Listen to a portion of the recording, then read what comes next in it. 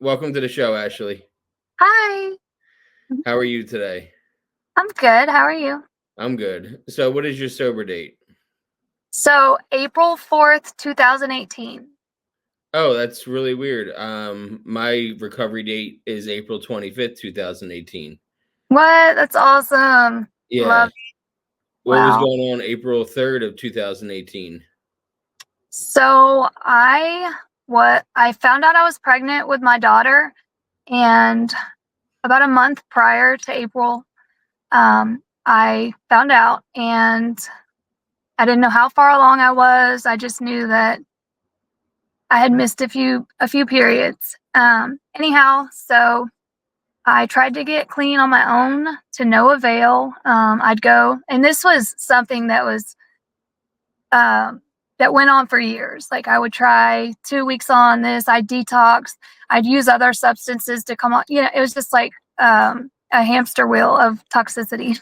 Yeah, um, so sorry, I keep saying I it's okay. so I tried to get clean on my own, and I realized it was not working. I called one of my friends from high school. She's a really good friend of mine. And I asked her if she would come and get me and take me to rehab.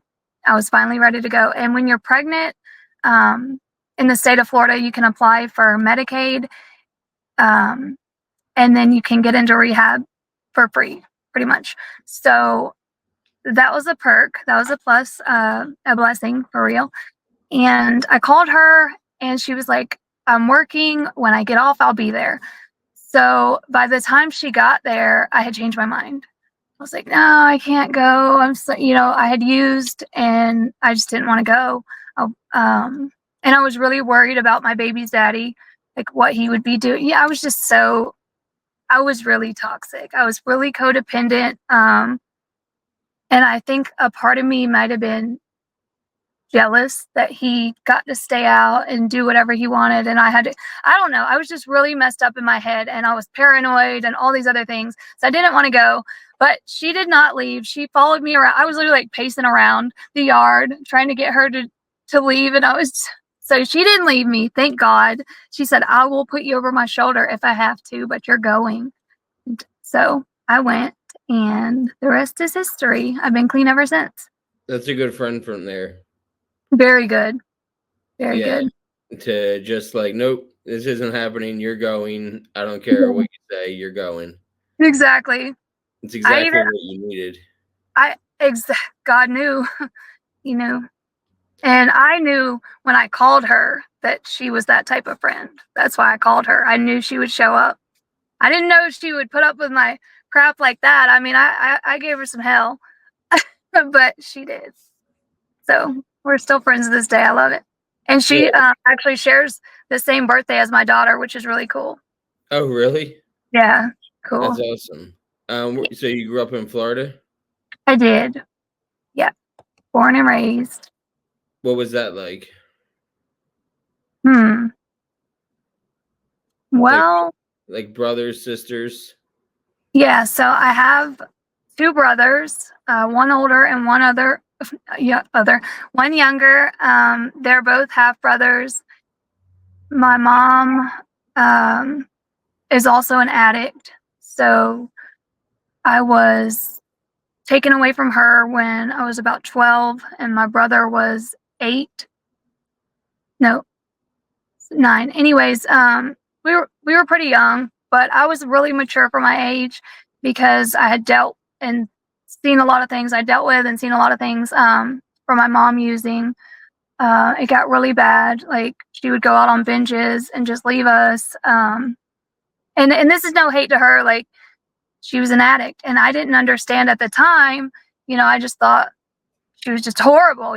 Why don't you just quit? Why don't um, and then later on, I would find you can't just quit. It's not that simple. But I resented her for a very long time because how can you just give up on your kids? Like she never did the case plan to get us back or anything. She was so far gone. And So you grew up with two half brothers. Did she have three different like husbands or three different boyfriends? so she got with my dad, and they never. were really an item, I guess. They whatever for long. So they split long before I was born. Um, and then she got with my stepdad and married him, and that's where my younger brother came from. So we lived together as a family unit. My older brother is my biological dad's son from another woman. So it's not my mom's son. My Okay. mom, me and my little brother. And so Oh, yeah, so we grew up in the house together for 12 years of my life, and we had a pretty normal life. That like my mom and my dad, I call him my dad, he's my stepdad, but he was a dad to me. Um, so they smoked pot, but and drank a little bit, but it was nothing heavy until they started getting a divorce. I think I was about 9 or so. They started having a lot of problems, and it just snowballed from there, as it does when drugs are in the picture. And she actually started shooting up. Like I would find burnt spoons and needles in the house. And I really didn't know what I was looking at with the burnt spoons and stuff. I just knew it gave me a really bad feeling. It wasn't okay. Like we would find her nodded off. It was just a lot for a kid. I've been on both ends of that spectrum, and it's really bad for a kid, so I knew I never wanted to put my kids through that. so um, you were 12 when did you go into foster care or did you stay with another family member? yeah, so I actually called my grandmother, and I just told her everything. I was like, look, this is what's been going on. DCF had already been called multiple times, and we would lie to them, like we were missing a bunch of school, all kind of stuff. And people were calling, like people in our family, they kind of knew. They didn't know the extent of it, but they knew something wasn't right there, so they had multiple reports, and they would come out and we would lie. My mom would pull us in the room and she'd be like, look, they're coming, this is what you say, this is what you don't say. She even sat me down at the dinner table and whipped out a quarter sack of marijuana and was like, this is weed. She's like, this is illegal. I could go to jail for a long time, and they will take you and put you in a house like Annie. And we were like, no, like not that, anything but that. So we were kind of programmed into being scared of getting taken away. Even though we knew things weren't great at home, we just couldn't imagine like the Annie house, an orphanage or something like that, whatever. The unknown pretty much was scary. I like Um, that you said it was a pretty normal life, but yeah, that's well, well, I mean, okay, prior to the heavy oops, sorry. Prior to the heavy drug usage, we went on family vacations, we did holidays, we had normal lives. We celebrated birthdays, just it was there was normalcy.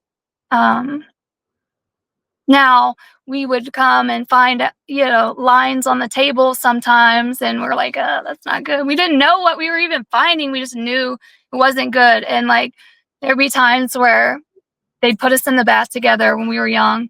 We were like, oh, they're smoking those funny smelling cigarettes, and it was weed, which that was just normal to us. We didn't, you know, it's whatever. Now we I didn't feel find I lines feel all the like time. Just, you know, there were times, and it was really whenever my mom and dad were splitting up. Like she got really bad. She couldn't handle it. And her mom was also an alcoholic. So it just stems from a long line of alcohol and drug abuse in our family. and if it was weed, that would be normal. Like there's nothing Yeah. really like I Right. feel like my kid could say the same thing, you know what I mean, about weed. Yeah. He's 10 now, and he's right around that age where you can start picking up on things. And um, I remember I don't smoke weed anymore. I quit April 1st, and Mhm. Awesome. my wife quit October 1st. Um, Awesome. so now, and we got rid of all of our bongs. We got rid of the rest of the weed that we had left over, and now we're a smoke-free house completely. She just told me earlier she just celebrated 91 days without vaping. That's So if I awesome. can quit cigarettes soon, then we'll be a completely smoke-free house. Um, Wow. but It's hard. like Cigarettes are hard too. Oh my gosh. we a few years ago in our old place during COVID times, we used to bake a lot with weed, and Mhm. we would make cookies, and but we would also make cookies that he could eat too. And we would Yeah. have them on we would use green dye in our cookies to like Oh, make a difference in them. right. He would say, "Why are these green?" We're like, "Oh, because they're made with vegetable butter." And he was like, "I don't want that kind of butter." Yeah, you don't put anything with that. That's funny. That's Yeah, the same that's thing with mashed potatoes. I used to make mashed potatoes and mix it with the wheat butter, and I'm like, "No, you don't want these." He doesn't like mashed potatoes anyway, so I never worried about him wanting the mashed potatoes I was making. oh my goodness, that's funny. But So everything, I actually I don't have a problem with weed. I have my medical card. I just can't do it because it's way too intense. I used to be the biggest pothead. Like that is actually what I began on, and then alcohol, and then it just, progressed. And people are like, "Oh, that's a gateway drug." Honestly, alcohol was the gateway for me. I blacked out. I got sick. I did things that to this day I'm like, man, whew, it's how hard to old live were you? with, like just How old completely were blacked you when out. you smoked weed? So I started the first time I ever smoked weed. I was 13. Me too. I went into foster care, and then eventually one of my great aunts got me out. Bless her heart. Uh, Thank God. It was terrible in there. So she got me out, and I lived with her all throughout middle school. And I got in with some. They weren't bad kids. They were just, they had exposure to weed, and they had weed. Like I don't know how they were getting it at that age, but I never started buying it or like seeking it out. But I did try it, and it was. Woo! I was like, yeah, maybe I won't do that again. But Yeah, it was no. different. But and then I did. I just started again when I got into high school. And then that was kind of the thing. Me and my boyfriend, we were potheads. We called each other Cheech and Chong, and that was our thing. I don't know. And we bought it, and we always had weed. So yeah. Then went on to try shrooms, and that was just amazing. We loved that experience. And then I found ecstasy, and that was like the shift when I realized, like, wow, there's some stuff out there I really want to experience. It just, I don't know, the way I picture it when I discovered pills was like the door to reality and fantasy, and then drugs are like the key to that door. You Yeah, know. So that I had makes a found, lot of sense. Yeah. yeah, and so I have found the key to escape reality and to escape, the hardships and the weight of the world. And I just thought it was hard then, golly. Had you been drinking at this point? Yes, I did drink. I drank. I was a social drinker, so at parties and stuff, liquid courage, but I was one of those people that I did not know a limit. I had no limit. I guess, like I said, it stems from a long line, um, a generational thing. I have no limits. I just will not stop. So I would be the one blacking out, getting sick. It never failed. So Yeah, alcohol is definitely the gateway drug for me. yeah. When I started drinking at 11, Oh wow. and by 12 I was drinking alcoholically. Oh my And god. when I say that, I don't mean I was drinking every day, but Yeah. when I was drinking, it wasn't to have fun. It was to like numb the pain. Like I'm a bigger guy and I always have been. So I was Mhm. made fun of for being like, fat as a kid. And so I would drink to take away that pain of being bullied. I when I was 12, a friend of mine got hit by a car and passed away. Oh my So god. I'm like sorry. I still remember thinking to myself, like, if I drink, I'm gonna feel better. So to me, that's drinking as an alcoholic at 12. And by the time I Absolutely. was in high school, I was drinking all the time, every weekend, some weeknights. I was Wow. always finding an excuse to drink. And then I turned 21 and I was out at the bar 6 nights a week, easy. And if I wasn't at the bar, I was throwing a party at my apartment. I was drinking every day. And then Right. I turned 22 and I was like, I got to find something different because this isn't working anymore. And that's when I discovered pills and opiates. And it was off to the races once I found them. Right. So alcohol was I smoked weed at 13 and I smoked during high school too.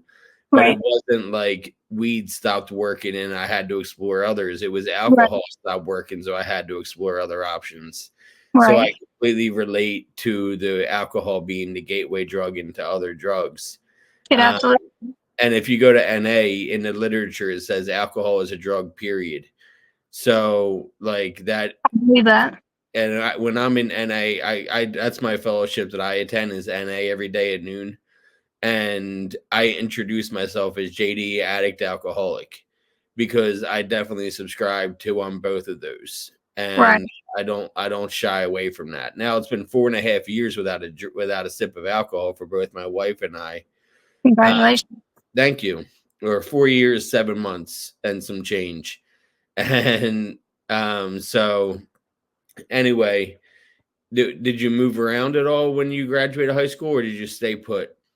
So I told you I got into the ecstasy scene. So I actually started working. I got a job at Chuck E. Cheese, and at this time, I did move around. So I moved in with another aunt, went to high school there. I started getting into some trouble, got into a fight, got kicked out of school. Um, and well, actually, I got into a couple fights. They didn't kick me out on the first fight. It was a few. Um, Not proud, but that was that's how I handled things because my mom and I. This is a touchy subject. She was abusive, so that's just how I handled things. That's how I grew up. I resorted to anger and violence. That's what I knew, and that's just what it was. Anyways, It was a learned behavior. it really was. And so that I didn't know any other way to handle those big emotions of anger and stuff. I just got mad and all right, that's it. I'm punching the face. Okay, it's ridiculous, but it is what it is. So I got into a fight, got kicked out, and then I went to live with my biological dad. Um, and I was just really defiant. I wasn't used to somebody with like enforcing the rules. I kind of had done what I wanted up until this point, and I was so mature for my age. Like I said, I was taking care of me and my brother at a young age when my mom was going on binges and stuff and making sure we got up for school and doing, cooking and stuff. I mean, not every night, but these are things that I had to do that no 12-year-old should be doing by themselves. So in my mind, I was grown. I had it all figured out. I knew you couldn't tell me nothing. I did really good in school, made great grades. I just had it all figured out. That's what I thought. I had a plan for my life. I knew what I wanted to do, and I had every intention to go to college and be something, right? Yeah. So I didn't plan to take the hard way. We'll say that. So I ended up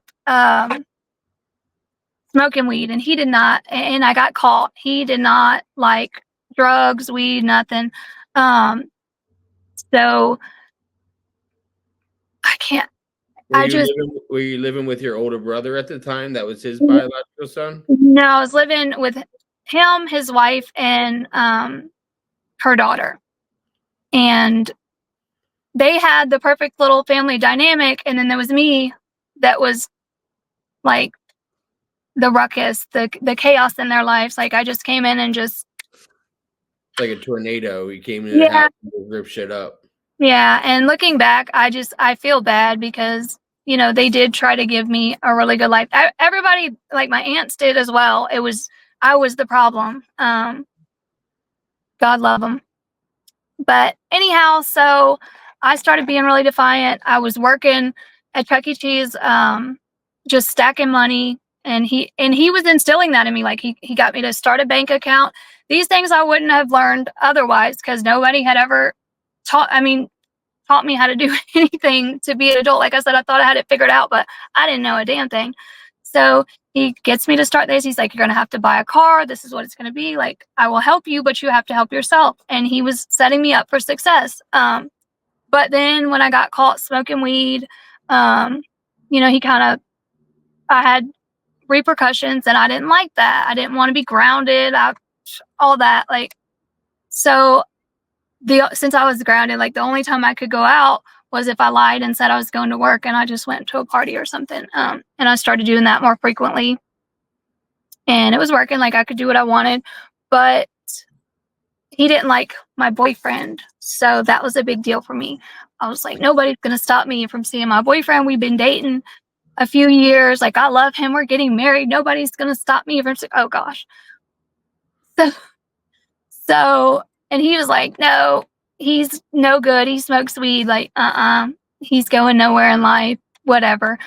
And of course, that caused a big rift between us. So honestly, at that point, that's all like, in my mind, this is so weird, but that's all I cared about was like my boyfriend and our future together. It was nothing else. Like, I could see nothing else. It's so ridiculous, but it is. It's what it is. So I don't know. I let that be my main goal instead of me and my future. Anyhow, When did I you move ended out up, of your dad's? so I ended up leaving there. I ended up just leaving. We got into it, and I called DCF, and they came up to the school, and I was like, "Look, I'm 17. What can I do? Me and him are fighting. I don't want to live with him. What can I do?" And he's like, "Well, technically," and he literally told me that this is crazy. He was like, "If you left, you're going to be 18 soon. You left, and we couldn't find you until you're 18. As long as you came back about a month before you turn 18, then you could get the benefits from, I think they give you age out of foster care, and they cut you a check for like $900 at the time. Woohoo. No, I'm just kidding. And they pay for your college as well. So that's amazing. And I'm grateful for that. So I was like, all right, then I'm just going to skip counties, um, and go stay with whoever and party. And that's what I did. And yeah, so I met an older guy. He was 21, and I moved in with him. Now I already knew him. He was like amongst the party group that I was partying with, and he was also the one that was supplying all the ecstasy and stuff to everybody. So probably not my smartest move, but yeah, I just moved in and we did ecstasy like every weekend, or I don't even know, might have been every day. I don't remember. It was a lot. Um, and we drank, and then I got a hold of Xanax, and I loved those. Yep. Um, and that was the first. That was my relapse earlier this year, or Really. actually Oh, last summer is when I relapsed. oh, wow. My dad passed, and I Mhm. convinced my psychiatrist. Thank you. I convinced my psychiatrist to give me Ativan, and I had a bad Xanax problem when I was in addiction with opiates, and I convinced him to give me Ativan, and then I abused that, and then I told him I abused it, and I convinced him to give me Valium. And then I started abusing that. I started snorting my Valium and hiding my script so my wife wouldn't know how many are missing. Oh, And wow. just all shitty behavior that I was doing. And Right, finally, she called me out on it because I was so, Valiumed up that she could tell something was off. And right. I came clean about what I've been doing. And so it was either go back into meetings or leave. And so I started going to AA. And I only did that for like 2 months because I was getting so many looks about like when I would mention drugs because like my alcohol, I haven't had a sip in that time in over 4 years. Right, And to talk about alcohol as something I'm struggling with was hard for me because I wasn't struggling with alcohol. I was struggling with weed and I was right. struggling with benzos. So I found a noon NA meeting that I attend every day now. And that meeting, I can talk about alcohol. I can talk about drugs and not get dirty looks. It's And crazy. It's crazy how that works. so, I had a similar yeah, experience. I know that like aha moment benzos give you that. Mm. And especially if you're mixing them with alcohol, it's Yeah. a surefire way to black out. Like, Yep. there's no doubt about it. You're blacking out within a half an hour. Yep. Once you take that benzo and you chase it with alcohol, if you're sipping alcohol and you take the benzo with the drink, you're done. It's Your done. whole Yeah. entire night is gone. Yep. Just And erased from memory. I liked that though. I mean, I really didn't I didn't always black out, but my anxiety was gone. I actually drank and I didn't get sick. I always got sick on alcohol, but when I took Xanax, I could just drink, never noticed. And I also, for some reason, Xanax gave me energy. Like a lot of people, they'll take dirt naps, not me. Like I was one of those people that I don't know. I got energy. I'd be like color coordinating, organizing, and like getting shit done. It was weird. So I really liked them, and the anxiety, all that was gone because I've always had anxiety. Like honestly, probably everyone does, but Yeah. um, Now, was your mom in your life at this point? okay, yeah. So when I ran away from DCF and started partying with everybody, she came and was just part of our party party house. Yeah, she stayed with us a lot. Yeah. So, and her thing, she's always done opiates as well, but she's always done ice too. That's her big thing, or was her big thing. Um, so our relationship was so toxic. We would fight and argue, and I had a lot of resentment towards her too, you know. But anyhow, so we ended up. All right, I went back and forth on whether I was going to tell you this. Because this is just such a big part of my life that I don't talk about because it's hard.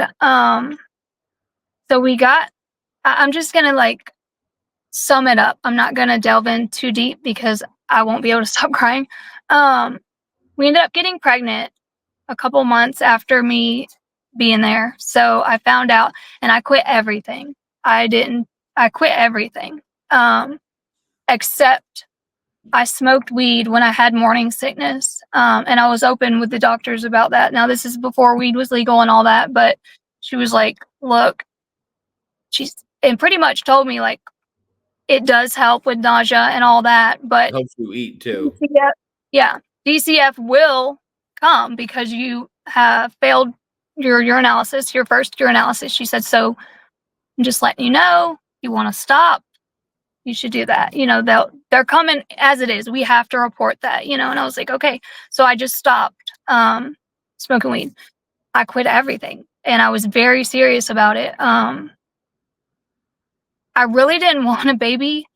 And then when I sobered up, I realized like, whoa, me and him, like sober aren't what we were on drugs. I was still very much in love with my high school boyfriend. I cheated on him with him. Like I was just, I was a shit person, honestly. But I really didn't know what love was. So I was just, it was a lot of toxic behavior. We'll just say that. I don't know. So we ended up having a baby. He was a great dad. We were great parents. We did really well as a family unit. He provided for us, but he sold weed. So like that's how we made it. But he made a lot of money. We had everything we could ever want. I mean, but we were just two broken people. So eventually it got bad. And he had a lot of resentment towards me for the things I did in the beginning, cheating on him and stuff, which is understandable. But he ended up becoming abusive. And yeah, we were just really toxic. So we had another child. And at this point, we have a 3-year-old, and then we have a newborn. And then our son turns 4. He started going down south and getting, this is when I don't know if you've heard about like the pill mills and the doctor shopping down in South Florida. Yeah. So we're right here in Florida, Yeah. and it's I like, I interviewed a girl a long time ago, about 3 years ago, and she lived in Ohio.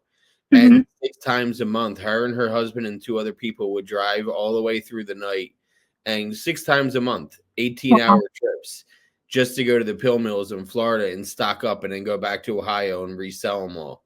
Like that, like From everywhere were down there. I mean, these places were filled up on every corner just about it down south, and so it's like a 7-hour trip for us, and we would sponsor people, so we would pay for people to go and get half of their script or whatever the deal was.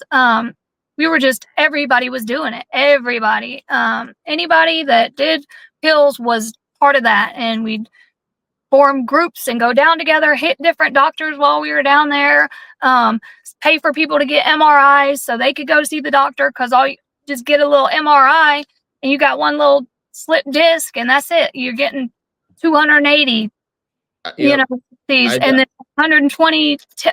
It's like wow, it was a lot. I doctor shopped in New Jersey in 2013 and into 2014 for a little about a year and a half probably. And you know how when you go to a doctor, you need a referral from another doctor, right? This place you needed a referral from another patient. And it's basically them saying, like, no, he's cool. Like he's and they didn't take insurance, they only took cash. And my first appointment there, I sat down with the doctor, and his first words were "Well, what do you want?"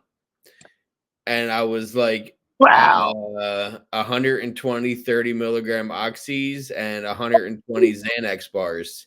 And he wow, just wrote them up. Here you go. We'll see you in 28 days. Make your wow. appointment on your way out. That's And how it was here. So they actually had those there as well. I didn't know that. yep, this was in like 2000. And then in 2014, it was the summer 2014. I became friendly with the checkout people, like the secretaries. And I got a phone call one day and they're like, "Hey, we're getting shut down like right now. I have a script for you. Come and pick it up at the desk and it'll be your last script." Oh my So god. like I Oh, ran there, you know what I mean? right, And I picked up my last script for free. They didn't charge me any money. And that was my last script that I got from them because they were being arrested. right. And I was Wow. like, holy shit, I got in there just in time. Like, thank God I was so friendly with the people in there. That's crazy. Yeah. That's So I completely relate to the the pill yeah, mill and doctor that's shopping wild. and yeah. Oh, Were you that was a doing the wild pills at this time. point? Was what? Were you doing the pills at this point or just Yeah. helping them sell? No, we were doing them, and that's whenever I realized, it became more than just like a weekend thing or a social thing or like, we get a babysitter and we party for a night or something. It was, oh, now we're dope sick. Now we have to have this. And that was really where things shifted because that's when I can honestly say it was a full-blown addiction. And I Yep. was in denial a lot for a long time because I was still functional in my mind. I didn't have an addiction, but no, when you're dope sick and you're actively searching for pills because you can't get up off the floor, like you have an addiction. Yeah.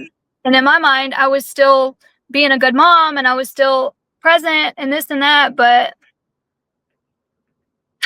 divine intervention, and I honestly believe that's, yeah, it took a lot, like it took a big intervention. So we ended up having a domestic dispute and he did something really inhumane. He was out of his mind. And I'm not saying he's in the right, but he was blacked out.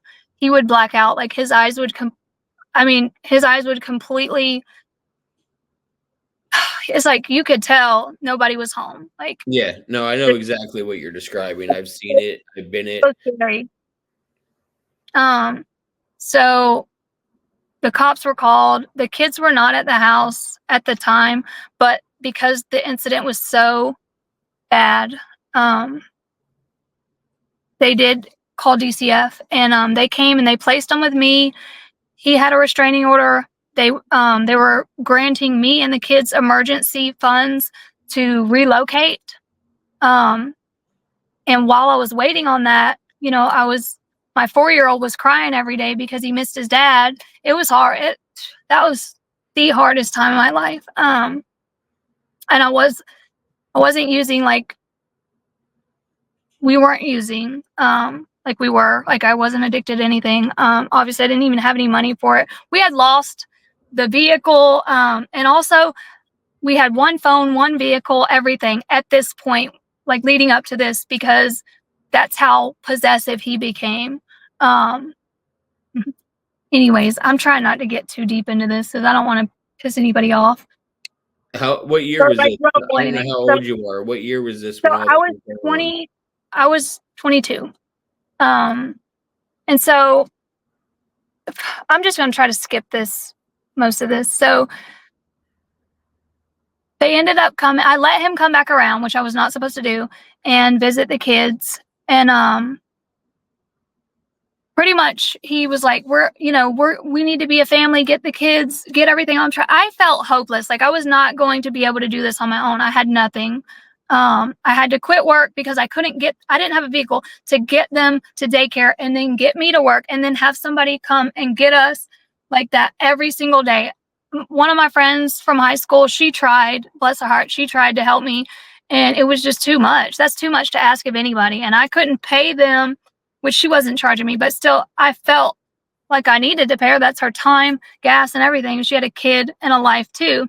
So anyhow, it was just a lot to ask of anybody. And so eventually I lost my job. I was working, doing medical coding and billing for a doctor's office.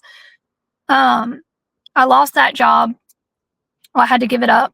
And then we were just there waiting on that relocation money. But even still, it wasn't enough to get a car, get a place, get everything that we needed. So when he was like, let's make this work, let's be a family, blah, blah. In my mind, I'm like, yeah, that's the only way it's gonna work, you know?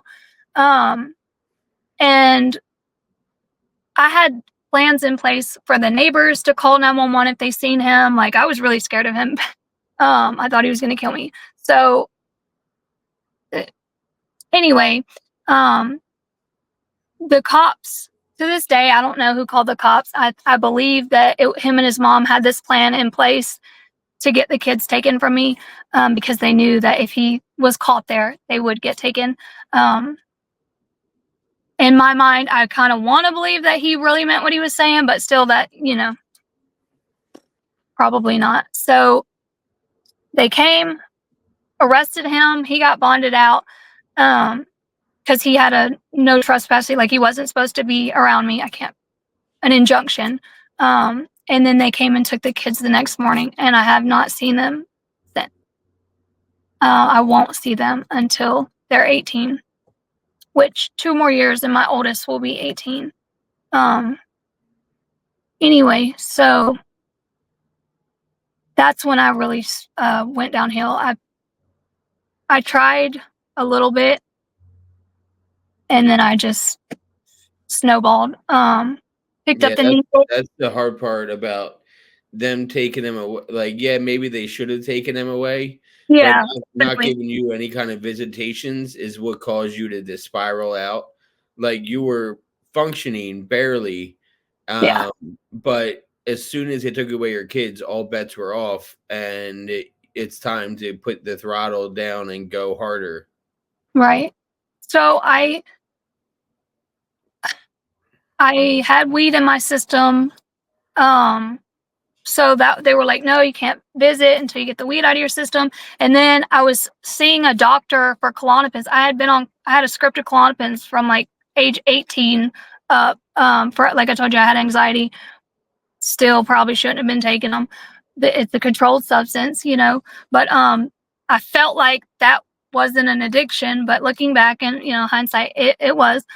And I could see where they're coming from, but they wanted me to stop that and this. And during that time, I was like, I need my medicine now more than ever. Like, I don't know if I can barely breathe without my kids. You know what I'm saying? So my purpose was gone. Everything that meant anything was gone. Like, that was my purpose in life, to be a mother. Even though I know now I had a problem and they needed to be taken, and that was for the greater good. Like, I know that now, but at the time I was lost.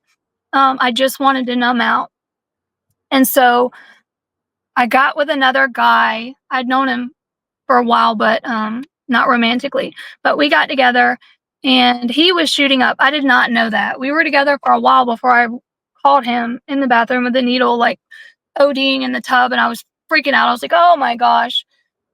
So, but then after that, instead of sticking to my guns and being like, this is bullshit, I'm leaving, I was like, why does everybody love the needle so much? Like, I tried it. It wasn't anything that I thought it was. I was pissed. I was really mad at my mom. I was like, that's what you gave us up for? Like, that's bullshit. It wasn't even all that I thought it would be. I thought it had to be miraculous if you could give up everything for it. But I had tried the Roxy's in it. That was nothing. I tried morphine and Dilaudid, and that was it. That was my demise. I knew right then I wanted to use that substance every single day for the rest of my life. I didn't care about anything else. Yeah, I loved the vision of getting my kids. I didn't care about anything. I just wanted that. Yeah, Dilaudid's I can relate. I remember speaking to doctor shopping a little bit ago. One of my good friends, he doctor shopped with another doctor, and the doctor was giving him 180 30s a month. And then all these restrictions came in where you couldn't do more than 120. So he would give him a script for 120 30s and then turn around and give him a script for 60 Dilaudid 8 milligrams. Oh my gosh. And we would get high as shit off those Dilaudid. Yeah. Like, a whole nother level of the Roxy's. And I was still doing Roxy's every day. But, a few times a month, whenever he would get a script, we would do Dilaudid's for a couple days and then go back to Roxy's as soon as the script was gone, which didn't take long to blow through that script to 60. No, it's amazing how fast it can go. Amazing. It's unbelievable, really. So were you shooting a Dilaudid? Yeah, and that's why I say it was my demise, because I had tried Dilaudid snorting them, and I was like, that's a waste of money. That's, whatever. But in the needle, it's like heroin. And there's a rush that you get when it hits, and that's what I was addicted to. I was addicted to the needle itself. That became an addiction all its own. I wouldn't do anything unless it was in the needle. And then that rush, and I wouldn't do Roxy's anymore. It could only be Dilaudid's. And then heroin came into the mix, and that gave me the same effect. And then ice, we went through this phase where we just tried everything in the needle. We tried crack, we tried coke, we tried Molly, we were just like, what's good? And we stuck with the Dilaudids, the morphines, and then the heroin. But the ice and the Dilaudids mixed. So that's what they call speedballing, when you mix an upper and a downer, and that was my thing, because I wanted the energy, so I didn't nod out, so I could enjoy my buzz, enjoy it, and that was my thing. That's what I did. And yeah, and by ice you mean meth, for those who don't know the yeah, lingo, because like everyone calls it different things. Yeah. So I guess in Florida you guys call it ice. Well, so there's meth, like, that you make with the pseudoephedrine and stuff, and it's like the white powdery substance. And then ice is different. Ice is like the stuff that's grown underground in the coolers, and like it's clear. So it is a different substance, but I see. Okay. it's the same effect. It's all bad. Yeah. Yeah. I'm looking at, is it almost like towards the end of using, did it almost like make you normal to do that? Like where you weren't feeling high, but you're feeling normal because you're such a tolerance? Exactly. Yep. I didn't feel like myself unless I was high. I felt out of place, I didn't feel like I could do anything. Like, I didn't want to do anything. I couldn't go around anybody. But then I would get high and still not want to go around anybody. So it was kind of ridiculous. But no, I couldn't function, That was who I was. And I thought I was awesome. I thought I was just doing the damn thing. Like, I really thought I had it going on. I thought I looked good. I thought oh my gosh, looking back at my pictures, I'm like, girl, what are That you? actually reminds me of a question I had.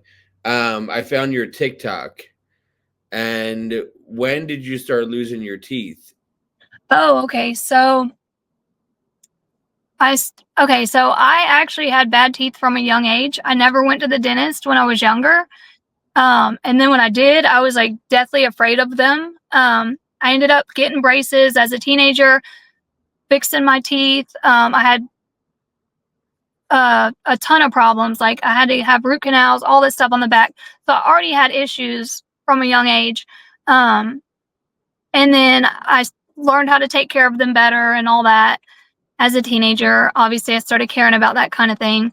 Um, and then after my pregnancy, they started getting weaker. And I needed to started to go to the dentist again, had to have some pulled. I started having abscesses, and I had lost most all of my back teeth by the time I was probably 28. So I went to rehab, and that was awful. All the tooth pain I was having, that I was numbed out to because I was on drugs, hit me when I was detoxing. And because I was pregnant, they couldn't give me anything to detox. They wouldn't even give me but one little squirt of Oragel every 12 hours. Like, what? Anyways, so I was miserable. So my teeth were really bad. And then I got on state insurance and got them fixed. Um, we put fillings, all that, but I had gingivitis from smoking cigarettes. So every time we would put a filling in, the gums would recede underneath it, and they were so brittle, they were just crumbling. Like the fillings would fall out. It was bad. So I kept having to go back and get them replaced, And he's like, look, you're probably going to end up in dentures. So if you just want to go ahead and do that now. And I was like, absolutely not. So we kept fixing them. Then the front two right here broke, and it looks like I had a big gap. And I didn't, who cares? But I did. It bothered me a great deal. So I was like, all right, let's fix this. This is it. If this doesn't work, we'll do the dentures. And sure enough, we fixed it. Like a month later, it popped out, and I was in front of my friends, and I was like, oh my gosh, my tooth just popped out. Yeah. So let's do dentures. I said, let's do it, whatever it takes. And I had an all right experience with that. I started documenting it on TikTok, and this surgeon from Texas actually found me on social media and was like, hey, are you interested in getting dental implants? I'm like, absolutely. I can't afford it. It's a lot. It's about $50K. So that was out of my price range. And anyhow, he's like, if you want, you can document your story and do marketing for my business, and I will fly you out, pay for your hotel expenses and your airfare, and you can market for my business in return. And I was like, this is a scam. Like, there's no way. But the more we spoke, and I actually spoke to the people in his office and stuff, I found out it was for real. And yeah, so we did that. Yeah, I was gonna say I saw one of the videos where it was basically like a little commercial for him Yeah. So, and pinned to the top of your page. mhm. And I was like, oh, that's awesome that, maybe she got free work, and it sounds like you did. So Well, are not you so free, not free because I yeah, have worked for it. So it's like a business exchange. So yeah. doing marketing for him, and then because that's where a lot of people were confused. They were like, "Oh my god!" And he was flooded with calls. Flooded. When I explained it how I just explained it to you, people were like, "Oh, free, okay." So they flooded. I'm talking about hundreds of calls per day, where people telling their life story. Like this happened and this way. Like, they have compassion. They're compassionate people, but they can't. If they could do that for everyone, I'm sure they would. But I don't know. And so that also put me in a positioned where I felt bad. I literally felt guilty for doing it, and because so many people contact me and they're like, "Please help me do this," and I'm like, I don't know how, like, I don't know, and it was just sad, but it's a good experience. It was definitely a good experience, and I'm very grateful for it. How long ago was that? Last year, so it's Okay. been, exactly a year in September. Oh, are you like you're still in Florida? Yes. Are you like in the Panhandle because the time difference? So you're like what, west of Tallahassee? Uh, yes. So, Okay. you know where Pensacola is? Pensacola Yeah. Beach? Yep. Yeah, Okay. All right. yeah. Now I have an idea because you threw me off that your profile said Florida, and then you said your Central Time. I'm like, wait, how is she sent? So no, but Right. that's incredible that that you were able to get that done because I'm sure it was a life changer because nobody wants to have dentures at a young age. Absolutely. Absolutely. And honestly, I was fine with my dentures, even though, like, it was an experience. It was an experience. We'll just say that. But I was thankful to not have to have the abscesses and, gingivitis issues. So It was a lot of pain. how has your recovery been the last 6 years? Like, what do you do for your recovery? Okay, so I worked the program in the beginning when I was in rehab, and some when I got out. Um, I made amends with all my family. I'm on very good terms with everybody in my family. Um, well, my mom, we're rocky. Um, I'm not gonna say much about that. We're on and off, but I love her and I have a lot of empathy for everybody. My brother, he's also in recovery and he's had some struggles here and there, but we're both on a spiritual journey right now and walking in our faith, and I think it's beautiful, and that has been the biggest thing for me is growing in my faith and finding God and walking with him. Um and I know that might be a sensitive subject for some people, and everybody recovers differently. That's my path. um I didn't do it alone, so, and I know that. um so I think creating a life that I did not need to numb out from was the biggest thing for me, because now I don't even think about relapsing. Now there's been times where I've had using dreams and, I really felt like, "Oh my gosh," it feels so real.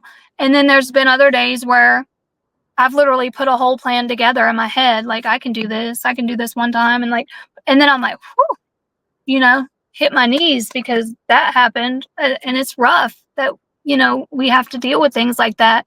It's very real. It's a battle every day. Like, somebody left me a comment on a TikTok. I made a TikTok, or a video today, and it was to a song, "The enemy thought he had me, but Jesus said you are mine." And so it was showing pictures of me in active addiction and then pictures of me in recovery. And I make a lot of videos like that. Like, I post recovery content. Um, and I will forever. I will recover out loud till the day I die. That's just how I feel. Um, and this man said, "You need to stop posting stuff like that. Uh, you're different now. That's not you. She's dead. You need to go ahead and let her die." Like, what? What? No, it's not. So I don't know. A lot of people have this mindset like you are not in recovery, you're recovered. So you're over it. You're good now. And that's kind of the mentality that I had when I was younger before I got on drugs with my mom. I was like, just quit. Just quit and be done. You're fine. Once you quit, you're fine. You don't I didn't understand it. It's so much deeper than that, as you know. So I think honestly God is the only reason that I'm able to do it. And walking in my truth and walking in my purpose, which I feel like my purpose is to be a mother and to also use all the what I thought was pointless and useless knowledge that I obtained during my addiction for the greater good now to help people, you know? Yeah, that's something that I was told early on in therapy, because in addiction I was what they call a master manipulator, and I can manipulate anybody to doing exactly what I need them to do or want them to do for my addiction to feed my addiction, whether it was scam for money, whether it was scam for drugs, it didn't matter. I Mhm. was going to do it. Right, And my therapist was like, "You have to use your powers for good now." And right. instead of manipulating people to serve you, you should manipulate them to serve themselves. There you So go. it's kind of like why I started this show was to help people recover out loud and to help other people. Like I've had people from all over the world in the show, and like this one time, a girl from England was like, "Hey, I went to rehab because of your show." I love it. So nowhere near having a relationship to know that person, and they reached out and told me that they were 30 days clean and back from rehab, and they after they binge watched my show, I and love it. that kept me going for like a year. You know what I mean? Just knowing that I helped one person get themselves back on the right track. That's Uh, it. I don't stop making your videos. Definitely keep going because you are connecting with people. Fuck what everybody else says about, Right. you know what I mean? So I think you're doing awesome, and I appreciate you coming on and sitting down and opening up and talking to me about something that's not an easy topic to talk about. Absolutely. Thank you for having me. And I Of love course. what you're doing. I think it's Thank so you. good. I appreciate that. Have a great day. Thank you. You too. Bye. Bye.